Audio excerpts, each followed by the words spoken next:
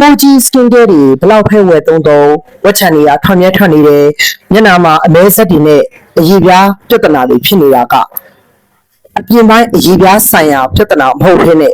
ကိုယ့်ရဲ့အတွင်းထဲကဟော်မုန်းထိန်းချုပ်မှုမှာပြဿနာဖြစ်နေတယ်ဆိုတာမိတ်ဆွေသိပါသလား skin care တွေဘလောက်ဖဲသုံးအသားရည်ကမကြည်လင်မဲ့နဲ့ဝက်ချန်အမဲဆက်တွေခဏထွက်နေရကကိုယ့်ရဲ့အတွင်းပိုင်းဟော်မုန်းပြဿနာဆိုတာသိတင်ပါတယ်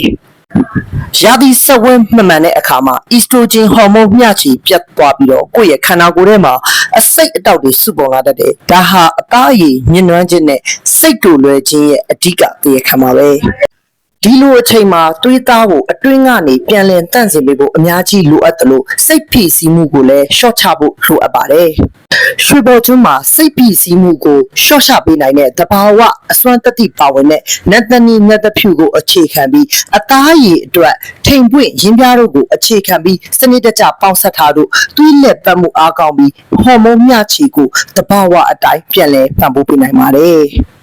ကဲစိတ်ကလေးလည်းကြည်လင်လန်းဆန်းစီရမယ်မျက်နှာလေးကလည်းဝင်ပစုပြေနေရမယ်ဒီလိုအတွင်းရောအပြင်မှာကျမ်းမာကြည်လင်တဲ့မိန်းမလလေးတွေဖြစ်စေဖို့အသေးစိတ်ကိုစုံစမ်းမိမြင်နိုင်ပါတယ်။